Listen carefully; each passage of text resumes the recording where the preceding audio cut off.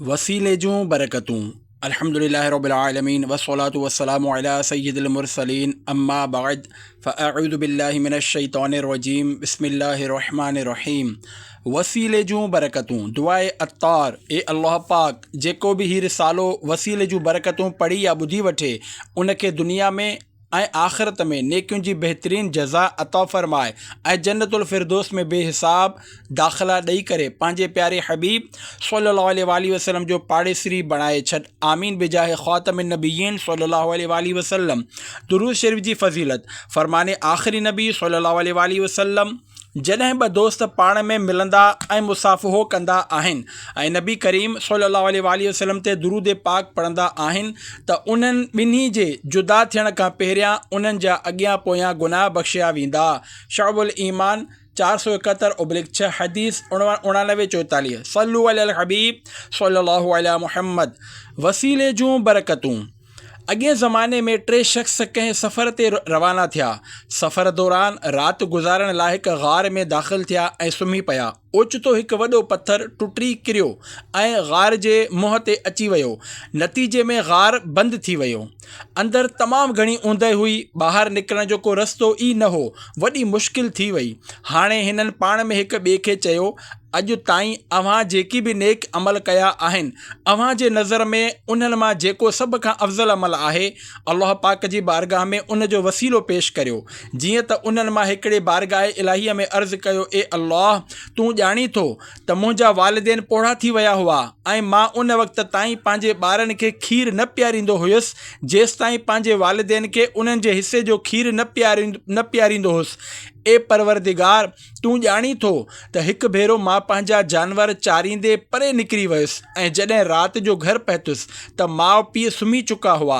मां उन्हनि जे हिसे जो खीर खणी सेरांदी खां बीठो रहियुसि एतिरे ताईं जो जॾहिं घणी देरि खां पोइ उन्हनि जी अखि खुली त मां खेनि खीर पेश कयो ऐं पोइ पंहिंजे ॿारनि खे पीआरियो ऐं पाण बि पीतो। ए अल्लाह जेकॾहिं मुंहिंजो ही अमल तुंहिंजी रिज़ा ऐं ख़ुशनुदीअ लाइ हो त उन जी बरकत सां छिप खे ग़ार जे मुंहं तां हटाए छॾ ऐं असांजे हिन मुसीबत खे दूर फ़रमाए। इन दुआ जी बरकत सां चट्टान ग़ार जे मुंहं तां कुझु सुरी वई पर निकिरण जो को रस्तो अञा न बणियो हो। ॿिए शख़्स अर्ज़ु कयो, ए अल्लाह मां पंहिंजे सौट सां मुहबत कंदो हुयुसि ऐं हूअ मूंखे माण्हुनि में सभ खां वधीक अज़ीज़ हुई। मूं उन सां बुराईअ जो इरादो कयो पर उहा मुंहिंजे क़ाबू में न आई। हिकु भेरो जॾहिं ॾुकार पियो त हूअ ॾुकार जी शिकारती मदद जे लाइ मूं वटि आई। मूं उनखे शर्त ते खेसि 120 दीनार याने सोन जूं अशरफियूं ॾिनियूं त हूअ पाण खे मुंहिंजे हवाले कंदी। हूअ तमामु घणी मजबूर हुई, उन करे मुंहिंजो ही शर्त पूरो करण लाइ राज़ी थी वई। आख़िरकार जॾहिं मां पंहिंजी ख़्वाहिश पूरी करण ते क़ादिर थी चुको हुयुसि त उहा मूंखे चवणु लॻी, ए भाउ अल्लाह पाक खां डिॼ ऐं हुन महर खे हक़ खां सवाइ न टोड़। ए परवरदिगार उन जी फ़रियाद करण ते मां गुनाह खां रुकिजी वियुसि ऐं सोन जूं अशरफियूं बि उन खे ॾेई छॾियूं। जेकॾहिं मुंहिंजो ही अमल तुंहिंजी रिज़ा ऐं ख़ुशनुदीअ लाइ हो त पोइ तूं असां तां हिन आफ़त खे दूर करे छॾ। जीअं त छिप कुझु वधीक सुरी वई पर अञा बि ग़ार मां ॿाहिरि निकिरणु मुमकिन न हो। हाणे 3 शख़्स अल्लाह पाक जी बारगाह में अर्ज़ु कयो, ए अल्लाह तूं ॼाणी थो त मूं हिकु भेरो कुझु माण्हुनि खे मज़दूरीअ ते रखियो ऐं उन्हनि सभिनी खे संदन मज़दूरी अदा करे छॾियमि पर उन्हनि मां हिकु शख़्स पंहिंजी मज़दूरी खणण खां सवाइ ई हलियो वियो। मूं उन जे मज़दूरी कारोबार में लॻाई एतिरे ताईं जो उन जो माल घणो थी वियो। कुझु अरसे खां पोइ उहो ई मज़दूर मूं वटि आयो ऐं पंहिंजी मज़दूरीअ जो मुतालबो कयाईं। मूं खेसि चयो, ही जेको तूं ॿकरियूं ॻऊं उठ ऐं ग़ुलाम ॾिसी रहियो आहीं इहे सभु तुंहिंजी मज़दूरी आहे। हू हिकदमि हैरान थी वियो ऐं चवणु लॻो, ए अल्लाह जा बाना मूं सां मज़ाक़ न कर। मूं उनखे चयो, मां तोसां मज़ाक़ न पियो करियां। हक़ीक़त ही आहे त तूं मज़दूरी खणण खां सवाइ हलियो वियो हुएं त मूं तुंहिंजी मज़दूरी कारोबार में लॻाई जंहिं मां एतिरी बरकत थी जो ही ॿकरियूं उठ ॻऊं ऐं ग़ुलाम वग़ैरह गॾु थी विया आहिनि ऐं ही सभु तुंहिंजी मज़दूरीअ जी पैदावार आहिनि। उहो मज़दूर तमामु घणो ख़ुशि थियो ऐं सॼो माल पाण सां गॾु वठी वियो। हिन उन मां कुझु बि न छॾियो। ए अल्लाह, जेकॾहिं मुंहिंजो ही अमल सिर्फ़ु तुंहिंजी रिज़ा ख़ातिर हो त तूं असांखे हिन मुसीबत खां नजात अता फ़रमाए, जीअं त उहा छिप ग़ार जे मुंहं तां बिल्कुलु हटी वई ऐं उहे टई मुसाफ़िर ॿाहिरि निकिरी पंहिंजी मंज़िल ॾांहुं रवाना थी विया। बुख़ारी 48/2 हदीस 22-15। प्यारा प्यारा इस्लामी भाइरो, हिन वाक़े में असां लाइ बेशुमार मदनी गुल आहिनि। मिसाल तौरु, जॾहिं का मुसीबत अचे त ज़ाहिरी सबबु इख़्तियार करण सां गॾोगॾु दुआ ॾांहुं बि तवजो ॾियणु घुरिजे। पर अफ़सोस, असां हिन मुआमिले में कोताहीअ जो शिकार आहियूं। असांखे जॾहिं का मुश्किल पेश ईंदी आहे त असां उनखे दूरि करण जूं तदबीरूं कंदा आहियूं ऐं माण्हुनि खे मिंथूं मेड़ूं कंदा आहियूं त असांजो फ़लाणो मसइलो हल करियो, पर अल्लाह पाक ॾांहुं रुजू न आहियूं कंदा। जेकॾहिं असां मां कंहिंखे ज़ुकाम, खंघि या का परेशानी अची वञे त हू फ़ौरन दवाऊं इस्तेमालु करणु लॻी वेंदो आहे ऐं परेशानीअ खे हल करण जूं तदबीरूं करणु लॻंदो आहे। पर बारगाह ख़ुदावंदी में ईअं अर्ज़ु गुज़ार नाहे थींदो त ए अल्लाह, मूंखे ज़ुकाम थी वियो आहे, तूं ठीकु करे छॾ।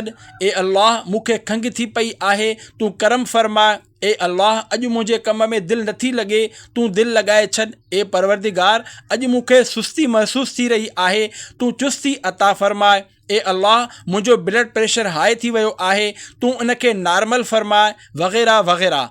थोरो सोचो, जेकॾहिं असां दवा सां गॾु दुआ खां बि कमु वठूं त उन में कहिड़ो हर्ज आहे। पर असां दुआ ॾांहुं उन वक़्तु मुतवजे थींदा आहियूं जॾहिं डॉक्टर चवंदो आहे त हाणे तव्हांजे मरीज़ खे दुआ जी ज़रूरत आहे। याने जॾहिं डॉक्टर दुआ ॾांहुं रहनुमाई कंदो आहे तॾहिं असांखे ख़बर पवंदी आहे त असांजे मरीज़ खे दुआ जी ज़रूरत आहे। इन खां पहिरियां असां दुआ खां गाफ़िल रहंदा आहियूं। ए काश असां पहिरियां ई दुआ करण वारा बणिजी वञूं। यादि रखो, चाहे कहिड़ो बि ख़तरनाक मर्ज़ छो न हुजे, अल्लाह पाक जी बारगाह में दुआ ज़रूरु करणु घुरिजे।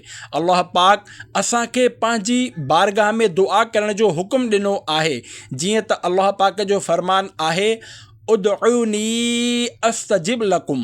तर्जुमो कंज़ुल इरफ़ान, मूंखां दुआ कयो, मां तव्हांजी दुआ क़बूल कंदुसि। सिपारो 24 सूरह मोमिन आयत 60। को बि मर्ज़ ला इलाज नाहे। जीअं त हदीस पाक में आहे, अल्लाह पाक जेतिरियूं बि बीमारियूं लाथियूं आहिनि उन्हनि जी दवा बि लाथी आहे। बुख़ारी 46/4 हदीस 50-78। हा, ही ज़रूरु आहे त कुझु बीमारियुनि जे इलाज ताईं डॉक्टरनि जी पहुच न थी सघी आहे ऐं उहे अञा ताईं उन्हनि जो इलाज तलाश न करे सघिया आहिनि। यादि रहे, अल्लाह पाक खां वधीक न त को कमु बनाइण वारो आहे ऐं न ई आईंदा थी सघे थो। तंहिं करे जॾहिं बि का नंढी या वॾी मुसीबत पेश अचे, जेतोणीकि उन मुसीबत जो दूरि थियणु बज़ाहिर नामुमकिन नज़र ईंदो हुजे, पर असांखे दुआ ज़रूरु करणु घुरिजे। कॾहिं कॾहिं अहिड़ियूं आफ़तूं जिन मां निजात हासिलु करणु नामुमकिन लॻंदो आहे, दुआ जी बरकत सां उन्हनि मां आज़ादी नसीब थी वेंदी आहे। जीअं त तव्हां बयान जे शुरू में मुलाज़ा कयो त जॾहिं 3 माण्हुनि सफ़र दौरान राति गुज़ारण लाइ ग़ार में दाख़िल थिया त जबल तां हिकु चट्टान सिरकी आई, जंहिंजे करे ग़ार जो मुंहुं बंदि थी वियो ऐं उन्हनि मुसाफ़िरनि जो ग़ार मां निकिरणु लॻभॻि नामुमकिन थी वियो। पर उन्हनि नेक बाननि अल्लाह पाक जी बारगाह में पंहिंजे नेक अमलनि जो वसीलो पेश करे दुआ घुरी त उन्हनि जी मुश्किल हल थी वई। ए आशिक़ाने रसूल, मालूम थियो त दुआ घुरंदे नेक अमलनि जो वसीलो बि पेश करे सघिजे थो। तंहिं करे अहिड़ो नेक अमल जेको इख़लास सां कयो वियो हुजे, जेतोणीकि बज़ाहिर मामूली हुजे, मसलन कंहिं रिज़ाए इलाही हासिल करण जी ख़ातिर कंहिं नाबीना अंधे खे रस्तो पार करायो हुजे, त हू उन नेक अमल जो वसीलो पेश करे बि दुआ घुरी सघे थो। अमल जेतिरो ॾुखियो ओतिरो ई वज़नदार। प्यारा प्यारा इस्लामी भाइरो, जेको अमल जेतिरो ॾुखियो हूंदो मीज़ान अमल में ओतिरो ई वज़नदार हूंदो ऐं उन जो सवाब बि ओतिरो ई वधीक मिलंदो। इन खे ईअं सम्झो, मिसाल तौरु कंहिं शख़्स खे कमकार खां बिल्कुलु वांदिकाई हुई, रोड ते ट्रैफ़िक बि घणी न हुई, हू रोड पार करे रहियो हो त ओचितो उन खे हिकु नाबीना शख़्स नज़र आयो।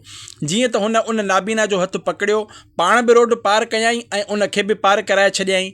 यकीनन उन खे उन नेक अमल जो सवाब मिलंदो, पर छो त ही अमल एतिरो ॾुखियो न हो, छो त उन वटि वक़्तु बि हो, हू रोड ते ख़ासि ट्रैफ़िक बि न हुई ऐं उन खे पाण खे बि रोड पार करणो हो।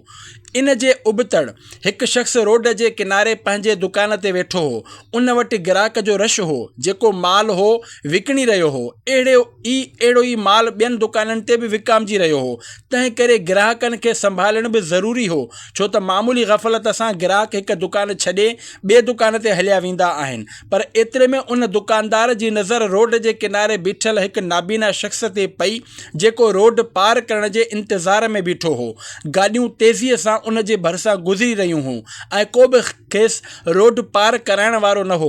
उन दुकानदार न पंहिंजे ग्राहकनि खे ॾिठो ऐं न ई कारोबार जो ख़्यालु कयाईं। बसि जल्दीअ सां पंहिंजो दुकान छॾे उन नाबीना वटि आयो, खेसि सलाम कयाईं, पोइ उन जो हथु पकड़े गाॾियुनि जी रफ़्तार घटि थियण जो इंतज़ारु कयाईं ऐं पोइ जीअं ई खेसि मौक़ो मिलियो उन नाबीना खे रोड पार कराए छॾियो। पोइ जॾहिं वापसि पंहिंजे दुकान ते पहुतो त ग्राहक हलिया विया हुआ, जंहिंजे करे खेसि दिली सदमो पहुतो।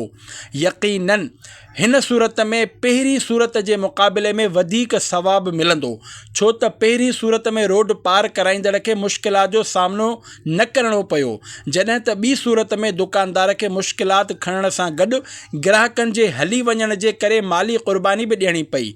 ॾिसो, ॿिन्ही सूरतुनि में बज़ाहिर अमल हिकु ई आहे, पर ॿिन्ही जे अंदाज़, मुश्किलात ऐं कोशिश में फ़र्क़ु आहे। अहिड़ी तरह जॾहिं वुज़ू करणु ॾुखियो हुजे उन वक़्तु वुज़ू कयो वञे त वधीक सवाबु मिलंदो। मिसाल तौरु कंहिं जाइ ते सख़्तु सीउ आहे, मस्जिद में पाणी गरम करण लाइ गीज़र जो इंतज़ाम बि नाहे ऐं पाणी बि घणो थधो आहे, त अहिड़ी सूरत में जंहिं मस्जिद जी इंतिज़ामिया खे घटि वधि ॻाल्हाइण खां सवाइ सब्र जो दामन पकड़ींदे ऐं ॾकंदे ॾकंदे थधे पाणी सां वुज़ू कयो, उन खे उन शख़्स जे मुक़ाबले में वधीक सवाबु मिलंदो जंहिं गरम पाणी सां वुज़ू कयो, छो त सख़्तु सीअ में थधे पाणी सां वुज़ू करणु ॾुखियो अमल आहे। अहिड़ी तरह जंहिं लाइ क़ुरान पाक पढ़णु ॾुखियो आहे उन खे उन शख़्स जे मुक़ाबले में वधीक सवाबु मिलंदो जंहिं लाइ क़ुरान पढ़णु आसान आहे। माउ पीउ जी दिलि ख़ुशि करणु। ए आशिक़ाने रसूल, अव्हां बयान जी शुरूआत में जेको वाक़ियो पढ़ियो उन मां इहो बि मालूम थियो त माउ पीउ जी दिलि ख़ुशि करणु अल्लाह पाक जे वेझो पसंदीदा अमल आहे। ॾिसो, ग़ार में दाख़िल थींदड़ 3 माण्हुनि मां हिकु माउ पीउ जो कहिड़ो न चाहींदड़ हो जो पंहिंजे ॿारनि खे उन वक़्त ताईं खीर न पीआरींदो हो जेसि ताईं पंहिंजे पोढ़े माउ पीउ खे न पीआरींदो हो। पोइ जॾहिं हिकु राति माउ पीउ सुम्ही पिया त उन्हनि जे सेरांदीअ खां खीर खणी बीठो रहियो, पंहिंजे ॿारनि खे बि न पीआरियईं। जॾहिं माउ पीउ सुजाॻ थिया त पहिरियां उन्हनि खे खीर पेश कयईं, पोइ पंहिंजे घर वारनि खे पीआरियईं। इन जे उबतड़ अॼु जे हिन जदीद दौर में माउ पीउ खे केतिरी अहमियत ॾिनी वेंदी आहे। ख़ासि करे शादीअ खां पोइ ॿारनि जी मौजूदगी में माउ पीउ जी अहमियत केतिरी वञी बचे थी। सभई इन खां वाक़िफ़ आहिनि। यादि रखो, जेतोणीकि माउ पीउ तकलीफ़ जो बाइस बणिजंदा हुजनि तॾहिं बि माउ पीउ जा हक़ ख़तमु नथा थी सघनि। तंहिं करे औलाद खे हर सूरत में सब्र खां कमु वठिणो पवंदो। माउ पीउ जे हक़नि बाबति हिकु रिवायत पढ़ो। गोश्त जो टुकड़ो कबाब थी वञे हा। हिकु सहाबी बारगाह रिसालत में अर्ज़ु कयो, या रसूल अल्लाह सल्लल्लाहु अलैहि वसल्लम, हिकु रस्ते में अहिड़ा गर्म पथर हुआ जो जेकॾहिं उन्हनि ते गोश्त जो टुकड़ो रखियो वञे हा त कबाब थी वञे हा। मां 6 मील ताईं पंहिंजी माउ खे पंहिंजे कुल्हनि ते सुवार करे खणी वियुसि त छा मां माउ जे हक़नि मां आजो थी वियुसि? प्यारे आका मदीने वारे मुस्तफ़ा सल्लल्लाहु अलैहि वसल्लम इरशाद फरमायो, तुंहिंजी पैदाइश जे सूर जा जेतिरा झटका उन बर्दाश्त कया आहिनि, शायदि ही उन्हनि मां हिकु झटके जो बदिलो हुजे। मजमुअ ज़वाइद 254/8 हदीस 13394। हिन रिवायत मां मालूम थियो त औलाद खे वालिदेन जे हक़नि खां फ़राग़त हासिल नथी थी सघे, चाहे हू उन्हनि जी केतिरी ई ख़िदमत छो न करे वठे। तंहिं करे माउ पीउ जे हक़नि जो ख़्यालु रखणु तमामु ज़रूरी आहे। अफ़सोस, अॼुकल्ह मुआशिरे में माउ पीउ सां निहायती बुरो सलूक कयो वेंदो आहे ऐं कुझु माण्हू त माउ पीउ खे बिल्कुलु बि अहमियत नाहिनि ॾींदा। कॾहिं कॾहिं औलाद खे माउ पीउ खां इहा शिकायत हूंदी आहे त हू उन्हनि जे अहिड़नि मुआमलनि में बि दख़ल अंदाज़ी कंदा आहिनि जिन में खेनि मुदाख़लत न करणु घुरिजे। त उन हवाले सां अर्ज़ु आहे त छो त उहे माउ पीउ आहिनि, इन करे हर सूरत में उन्हनि जो अदब ऐं एतिराम ज़रूरी आहे। ॾिसो, माउ पीउ असांजूं केतिरियूं ई ख़ताऊं बर्दाश्त कयूं हूंदियूं आहिनि। मिसाल तौरु, असां नंढपण में खेनि सताईंदा रहियासीं, पर पोइ बि उहे असांखे खाराईंदा पीआरींदा रहिया। असां राति जो देरि सां घर ईंदा हुआसीं त उहे वीचारा पंहिंजी निंड क़ुर्बान करे असांजे इंतज़ार में जाॻंदा रहंदा हुआ। असांखे बुख़ार थी पवंदो हो त उहे सॼी राति असांजी ख़िदमत कंदा हुआ, पर असांजी शादी कराए अलाए उहे कहिड़ी ग़लती करे वेंदा आहिनि जो शादीअ खां पोइ असांखे अहमियत ॾियणु छॾे ॾींदा आहियूं। यादि रहे, न त ॿारनि जे करे माउ पीउ ते ज़ुल्म कयो वञे ऐं न ई माउ पीउ जे करे पंहिंजे ॿारनि ते ज़ुल्म कयो वञे। ॿिन्ही जा हक़ पूरा करणु ज़रूरी आहिनि। मक़बूल हज जो सवाब। प्यारा प्यारा इस्लामी भाइरो, माउ पीउ खे सताइण जे बदिरां उन्हनि जो अदब ऐं एतिराम करियो, उन्हनि सां घणी हमदर्दीअ सां पेश अचो ऐं प्यार मुहबत सां उन्हनि जी ज़ियारत करियो। माउ पीउ ॾांहुं रहमत जी नज़र सां ॾिसण जो बि छा चवणु, जीअं त अल्लाह पाक जे आख़िरी नबी मक्की मदनी सल्लल्लाहु अलैहि वसल्लम जो फ़रमान आहे, जॾहिं औलाद पंहिंजे माउ पीउ ॾांहुं रहमत जी नज़र कंदो आहे त अल्लाह पाक उन लाइ हर नज़र जे बदिले हज मबरूर याने मक़बूल हज जो सवाब लिखंदो आहे। सहाबा किराम रज़ियल्लाहु अन्हुम अर्ज़ु कयो, जेकॾहिं ॾींहं में 100 भेरा नज़र करे? फरमायाऊं, नअम, अल्लाहु अकबर व अतयब, याने हा, अल्लाह सभ खां वॾो आहे ऐं सभ खां वधीक पाक आहे। शाअबुल ईमान 186/6 हदीस 78-59। केतिरा ख़ुशनसीब आहिनि उहे माण्हू जिन जा माउ पीउ हयात आहिनि।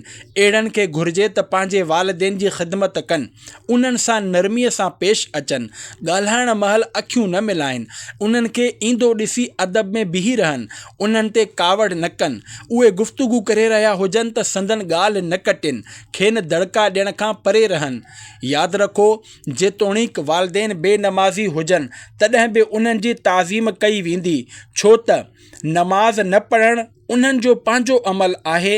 अलबत्त उन्हनि जे गुनाहनि खां ज़रूरु नफ़रत कई वेंदी। ए आशिक़ाने रसूल, छो त माउ पीउ औलाद खां उमिरि में काफ़ी वॾा हूंदा आहिनि। इन करे जेकॾहिं औलाद खेनि सिधो संओं सम्झाइण जी कोशिशि कंदो त शायदि हू सम्झी न सघंदा। तंहिं करे औलाद खे घुरिजे त उन्हनि जो अदब ऐं एतिराम कंदो रहे, उन्हनि जी इस्लाह लाइ खेनि दावत इस्लामी जे दीनी माहौल सां वाबस्ता करे ऐं सुन्नतुनि भरिया बयान ॿुधण जी तरग़ीब ॾियारे। इनशा अल्लाहुल करीम उन्हनि जी इस्लाह जो सामान थींदो ऐं ॾिसंदे ई ॾिसंदे संदन ज़िंदगीअ में मदनी इनक़लाब अची वेंदो।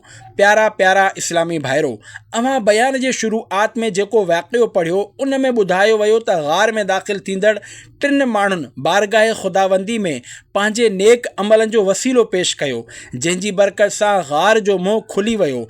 त उन जो इहो मतिलबु नाहे त अल्लाह पाक जी बारगाह में सिर्फ़ु नेक अमलनि जो वसीलो पेश करे सघिजे थो, पर यादि रखो, नेक अमलनि सां गॾु नेक हस्तियुनि जो वसीलो बि पेश करे सघिजे थो। हीउ कीअं थो थी सघे त असां पंहिंजे नेकियुनि जो वसीलो त पेश करियूं पर नेक माण्हुनि जो वसीलो पेश न करे सघूं? हालांकि असांजे नेकियुनि जे वसीले जे मुक़ाबले में नेक माण्हुनि जो वसीलो वधीक मज़बूत आहे। असांजूं नेकियूं किथे ऐं अल्लाह पाक जे नेक बाननि मिसाल तौरु अंबिया कराम अलैहिमुस्सलाम जूं अज़मतूं किथे ऐं पोइ सय्यदुल अंबिया सल्लल्लाहु अलैहि वसल्लम जो शान ऐं अज़मत जो छा चवणु। अल्लाह पाक खां पोइ पाण सल्लल्लाहु अलैहि वसल्लम जो शान ऐं अज़मत सभिनी खां वधीक आहे। मुहाजिरीन जे फ़ुक़रा जो वसीलो। अल्लाह पाक जी बारगाह में नेक अमलनि सां गॾु नेक शख़्सियतुनि जो वसीलो पेश करणु साबित आहे। जीअं त हज़रत सैयदना उमैया बिन ख़ालिद रज़ियल्लाहु अन्हु खां रिवायत आहे त रसूलुल्लाह सल्लल्लाहु अलैहि वसल्लम मुहाजिरीन जे फ़ुक़रा जे वसीले सां फ़तह तलब कंदा हुआ। शरह सुन्ना 303/7 हदीस 3957। दामन जो धाॻो। नेक हस्तियुनि सां गॾु जेकॾहिं उन्हनि सां निस्बत रखंदड़ शयुनि जो वसीलो पेश करे बि दुआ घुरी वञे त अल्लाह पाक क़बूल फ़रमाईंदो आहे। जीअं त अख़बारुल अख़यार में शरीफ़ में आहे, सख़्तु ॾुकार पियो, माण्हुनि जी घणियुनि दुआउनि जे बावजूदु बरसाति न पई। हज़रत सैयदना निज़ामुद्दीन रहमतुल्लाहि अलैहि पंहिंजी अमड़ रहमतुल्लाहि अलैहा जे कपिड़े जो हिकु धाॻो हथ में खणी अर्ज़ु कयो, ए अल्लाह, ही उन ख़ातून जे दामन जो धाॻो आहे जंहिं ते कॾहिं बि कंहिं नामहरम जी नज़र नाहे पई। मुंहिंजा मौला, इन जे सदक़े रहमत जी बारिश वसाए छॾ। अञा दुआ ख़तम ई न थी हुई त रहमत जा ककर छाइंजी विया ऐं रिम झिम बरसाति शुरू थी वई। अख़बारुल अख़यार सफ़ो 294। ख़बर पई त अल्लाह पाक जी बारगाह में नेक अमलनि सां गॾु न सिर्फ़ु नेक माण्हुनि जो पर उन्हनि सां निस्बत रखंदड़ शयुनि जो वसीलो बि पेश करे सघिजे थो। गॾोगॾु मालूम थियो त अल्लाह जे नेक बाननि सां जंहिं शइ खे निस्बत थी वञे उहा बरकत वारी थी वेंदी आहे। गुनाह खां बचण जो वसीलो। प्यारा प्यारा इस्लामी भाइरो, ग़ार में क़ैद थींदड़ ॿिए शख़्स अल्लाह पाक जी बारगाह में पंहिंजे हिकु गुनाह खां बचण जो वसीलो पेश करे दुआ घुरी हुई ऐं उहो गुनाह बि अहिड़ो हो जो बदकारीअ ते कुदरत हुजण जे बावजूदु अल्लाह पाक जे ख़ौफ़ खां बाज़ रहण हो, जेको नफ़्स ते तमामु ॻरो आहे। इन खे ईअं सम्झो त को शख़्स फ़िल्म ॾिसी रहियो हुजे ऐं फ़िल्म बि अहिड़े मोड़ ते पहुची चुकी हुजे जो वधीक ॾिसण जो तजसुस वधी वियो हुजे, पर एतिरे में ओचितो उन जे दिलि में ख़ौफ़ ख़ुदा पैदा थी वञे ऐं उन जे ज़हन में इहा ॻाल्हि अचे त मूं दावत इस्लामी जे हफ़्तेवार सुनतुनि भरे इज्तिमा में हीअ रिवायत ॿुधी हुई त जेको पंहिंजे अखियुनि खे हराम सां भरींदो, क़यामत जे ॾींहुं उन जे अखियुनि में बाहि भरी वेंदी। मुकाशिफ़तुल क़ुलूब सफ़ो 10। जीअं त हू अल्लाह पाक खां डिॼंदे फ़ौरन तौबह करे वठे ऐं उन वक़्तु फ़िल्म ॾिसणु छॾे ॾे त उन जो ही अमल बि हिकु नेकी आहे ऐं हू पंहिंजे हिन अमल जो वसीलो पेश करे बि अल्लाह पाक जी बारगाह में दुआ घुरी सघे थो। इन खे वधीक हिन मिसाल सां बि सम्झी सघे थो त कंहिं शख़्स खे रस्ते तां सोन जो हिकु लॉकेट मिलियो ऐं हुन उहो खणी वरितो। हाणे उन जी नीयत ख़राब थी ऐं हिन ज़हन बणायो त अॼु बिना घुरण जे दौलत हथ अची वई आहे, इन खे विकिणी पंहिंजे इस्तेमाल में आणींदुसि। पर हिकदमि खेसि अहसासु थियो त हीउ लॉकेट मुंहिंजे लाइ हराम आहे, तंहिं करे मूंखे हिन जे मालिक ताईं पहुचाइणु घुरिजे। जीअं त ख़ौफ़ ख़ुदा जे करे हुन उहो सोन जो लॉकेट मालिक ताईं पहुचाए छॾियो त खेसि हिन अमल जो बि सवाबु मिलंदो ऐं हू इन जो वसीलो पेश करे दुआ घुरी सघे थो। ए आशिक़ाने रसूल, कॾहिं कॾहिं गुनाह ते शर्मिंदगी नदामत उहो कमु करे वेंदी आहे जेको नेकी नाहे करे सघंदी। इन माना में न बानो नेकी करे एतिरो सवाबु नाहे माणे सघंदो जेतिरो गुनाह ते नदामत जे करे माणे वठंदो आहे। हिन सिलसिले में हिकु ईमान अफ़रोज़ वाक़ियो पढ़ो। 2 जन्नतूं अता कयूं वयूं। हज़रत अल्लामा जलालुद्दीन सुयूती शाफ़ई रहमतुल्लाहि अलैहि नक़ल फ़रमाइनि था, मुसलमाननि जे ॿिए ख़लीफ़े हज़रत सैयदना उमर फ़ारूक़ आज़म रज़ियल्लाहु अन्हु जे दौर में हिकु नेक नौजवान हूंदो हो जेको घणो वक़्तु मस्जिद में गुज़ारींदो हो। पाण रज़ी अल्लाहु अन्हु उन जे नेकीअ जे करे उनखे तमामु घणो पसंदि कंदा हुआ। उन नौजवान जो पीउ पोड़ो हो। इशा जी नमाज़ पढ़ी हू पंहिंजे पीउ जी ख़िदमत लाइ घर हलियो वेंदो हो। मस्जिद ऐं घर जे विच हिकु औरत रहंदी हुई जेका उन नौजवान ते आशिक़ थी वई हुई। हूअ रोज़ानो खेसि पाण वटि घुराईंदी हुई पर हू उन ॾांहुं तवजो न ॾींदो हो। आख़िरकार हिकु ॾींहुं शैतान उन नौजवान ते ग़ालिब थी वियो ऐं खेसि गुनाह ते आमादा कयाई। जॾहिं उहो नौजवान उन औरत जी दावत ते गुनाह जे इरादे सां उन ॾांहुं वधियो ऐं घर जे दरवाज़े ते पहुतो त ओचितो मथसि ख़ौफ़े ख़ुदा ग़ालिब आयो ऐं संदसि ज़बान ते बेसाख़्ता हीअ आयत जारी थी वई। तर्जुमो कंज़ुल इरफ़ान। बेशक परहेज़गारनि खे जॾहिं शैतान जे तरफ़ खां को ख़्यालु ईंदो आहे त उहे ख़ुदा जो हुकुम यादि कंदा आहिनि पोइ उन ई वक़्तु उन्हनि जूं अखियूं खुली वेंदियूं आहिनि। सिपारो 9 सूरह आराफ़ आयत नंबर 201। उहो नौजवान बेहोश थी किरी पियो। उन औरत पंहिंजे बानीअ खे घुरायो ऐं ॿिन्ही गॾिजी उनखे गेले वञी पीउ जे दरवाज़े ते उछलायो। होॾां पीउ ख़्यालु कयो त अञा ताईं पुटु घर छो न आयो। जॾहिं हू ॻोल्हण लाइ निकितो त पंहिंजे पुट खे बेहोश ॾिठाई। कुझु माण्हुनि जे मदद सां पुट खे खणी घर आयो। जॾहिं पुट खे होश आयो त पीउ पुछियो, पुट कहिड़ी ॻाल्हि आहे? पुट सॼो वाक़ियो ॿुधाए छॾियो। पीउ पुछियो, तोखे कहिड़ी आयत यादि आई हुई? जॾहिं हुन ॿीहर उहा ई आयत वालिद साहिब खे ॿुधाई त वरी मथसि ख़ौफ़े ख़ुदा जो ग़लबो थियो ऐं हू बेहोश थी ज़मीन ते किरी पियो। खेसि उहा नदामत थी त हिन अहिड़ी गंदे कम ॾांहुं क़दम छो खयों। जॾहिं खेसि लोॾे ॾिठो वियो त ख़ौफ़े ख़ुदा जे करे संदसि रूह परवाज़ करे चुको हो। खेसि ग़ुस्ल ॾेई राति जो ई दफ़न कयो वियो। सुबुह जॾहिं अमीरुल मोमिनीन सैयदना फारूक़ आज़म रज़ी अल्लाहु अन्हु खे ख़बर पई त पाण ताज़ियत लाइ विया ऐं फ़रमायाऊं, असांखे राति जो इतला छो न ॾिनो वियो? अर्ज़ु कयो वियो, राति जो अव्हांखे तकलीफ़ ॾियणु मुनासिब न सम्झियोसीं। फ़रमायाऊं, मूंखे उन जी क़बर ते वठी हलो। जीअं त पाण क़बर ते विया ऐं सूरह रहमान जी हीअ आयत तिलावत कयाऊं, वलिमन ख़ौफ़ मक़ाम रब्बिही जन्नतान। तर्जुमो कंज़ुल इरफ़ान। ऐं जेको पंहिंजे रब जे हुज़ूर बीहण खां डिॼे उन जे लाइ 2 जन्नतूं आहिनि। सिपारो 27 सूरह रहमान आयत 46।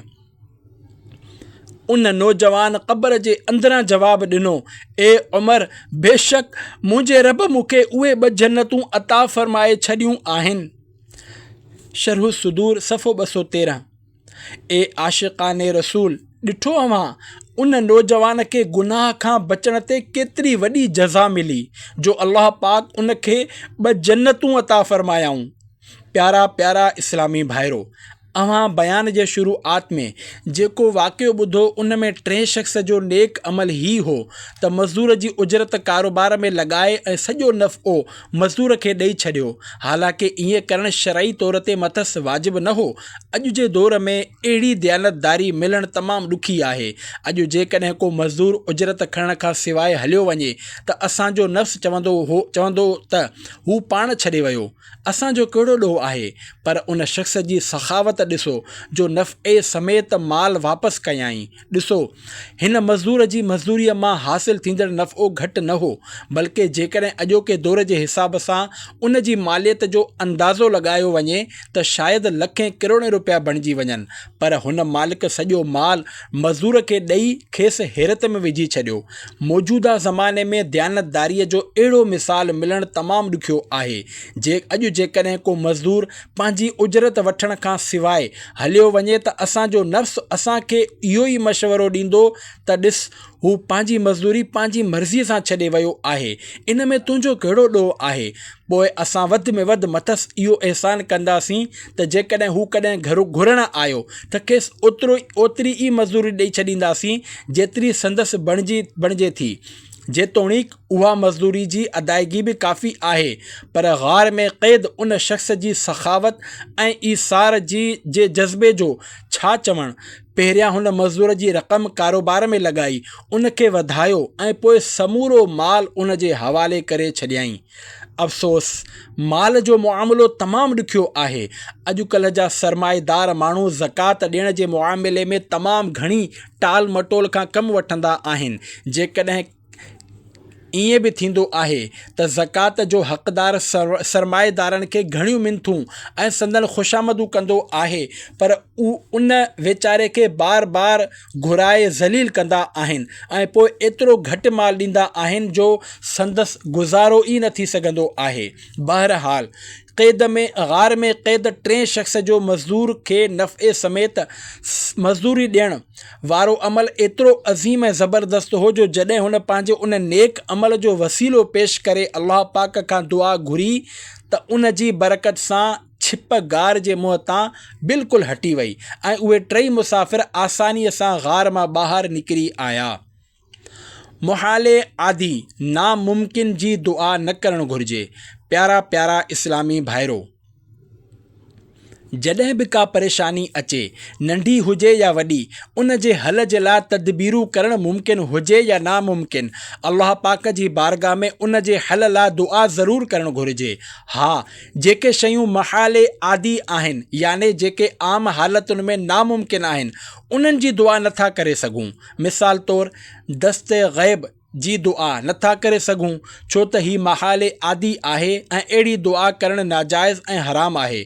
दस्ते ग़ैब याने बग़ैर कंहिं ज़ाहिरी ज़रिए जे रक़म मिलण जी दुआ करणु, जीअं त ए अल्लाह, जॾहिं मां मुसले हेठियां हथु विझां त मुठ नोटनि सां भरिजी वञे वग़ैरह। अलबत हिन तरह दुआ घुरी सघिजे थी त ए अल्लाह, मुंहिंजी रोज़ी में बरकत ॾे या मूंखे रोज़गार जा ज़रिया अता फ़रमाए। यादि रखो, जेके शयूं महाले आदि नाहिनि, उन्हनि जी दुआ घुरी सघिजे थी। मिसाल तौरु, मुंहिंजी तंगदस्ती दूरि थी वञे, मूंखे सुठी ऐं आसान नौकिरी मिली वञे, मुंहिंजी पघार वधी वञे, मुंहिंजो पंहिंजो कारोबार थी वञे, मूंखे पंहिंजो ज़ाती घर मिली वञे, मुंहिंजूं बीमारियूं दूरि थी वञनि, मुंहिंजे ॿार जी बीमारी दूरि थी वञे वग़ैरह वग़ैरह। बदक़िस्मतीअ सां असांजो रुझान दुआ जे बदिरां तदबीर ॾांहुं वधीक हूंदो आहे। असां ज़ाहिरी सबब ॾांहुं घणो डोड़ंदा आहियूं। हालांकि जेकॾहिं नज़र ख़ालिक़े असबाब ते थी वञे त असबाब पाण डोड़ी असां वटि पहुची वेंदा। ए आशिक़ाने रसूल, कंहिं मुश्किल जे हल लाइ अल्लाह जे नेक बाननि खां फ़रियाद करण में बि को हर्ज नाहे। ऐं प्यारा आका सल्लल्लाहु अलैहि वसल्लम त सभिनी नेक बाननि जा सरदार आहिनि। तंहिं करे पाण सल्लल्लाहु अलैहि वसल्लम खां बि फ़रियाद करण में को बि हर्ज नाहे। अल्लाह पाक पंहिंजे हबीब सल्लल्लाहु अलैहि वसल्लम खे घणियूं ताक़तूं अता फ़रमायूं आहिनि ऐं उहे असांजो फ़रियाद ॿुधी मदद करे सघनि था। ॾिसो, जॾहिं असां डॉक्टर साहिब खे गुज़ारिश कंदा आहियूं त डॉक्टर साहिब असांजे ॿार खे ठीकु करे छॾ, त अल्लाह पाक जा प्यारा हबीब सल्लल्लाहु अलैहि वसल्लम जेके तबीबनि जा तबीब आहिनि, जेकॾहिं उन्हनि जी बारगाह में को उम्मती तड़पी करे फ़रियाद करे त या रसूल अल्लाह सल्लल्लाहु अलैहि वसल्लम, अवां मुंहिंजे ॿार ते नज़रे करम करे खेसि ठीकु करे छॾियो, त इन में कहिड़ो हर्ज आहे। अहिड़ीअ तरह जॾहिं असांजी का शइ चोरी थींदी आहे त असां साइंसी कनेक्शन ज़रिए याने फ़ोन करे मददगार पुलिस खां राब्तो कंदा आहियूं, त जेकॾहिं असां रूहानी कनेक्शन बेकसनि जे मददगार महबूब परवरदिगार सल्लल्लाहु अलैहि वसल्लम खां फ़रियाद करियूं त इन में हर्ज कहिड़ो आहे।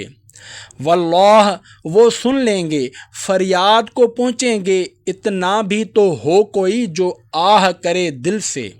प्यारा प्यारा इस्लामी भाइरो, इल्म दीन सिखणु सेखारणु ऐं प्यारे आका सल्लल्लाहु अलैहि वसल्लम जी प्यारी प्यारी सुन्नतुनि ते अमल जो जज़्बो माणण लाइ आशिक़ाने रसूल जी दीनी तंज़ीम दावत इस्लामी जे क़ाफ़िलनि में सफ़र खे पंहिंजो मामूल बणायो। हर इस्लामी भाउ ज़िंदगीअ में हिकु भेरो 12 महीना, हर साल हिकु महीनो ऐं हर महीने में घटि 3 ॾींहं जे क़ाफ़िले में सफ़र करे ऐं मुमकिन हुजे त क़ाफ़िला कोर्स करे वठे त जीअं क़ाफ़िला तयारु करण में घणी मुश्किल पेश न अचे ऐं सभिनी दीनी कमनि ते इस्तिक़ामत माणण जे लाइ नेक अमाल ते अमल करियो ऐं रोज़ानो रिसालो पुर करे महीने जी पहिरीं तारीख़ ते पंहिंजे ज़िमेदार खे जमा करण जो मामूल बणायो। सल्लु अलल हबीब सल्लल्लाहु अला मुहम्मद व आलिही व अस्हाबिही व बारक वसल्लम।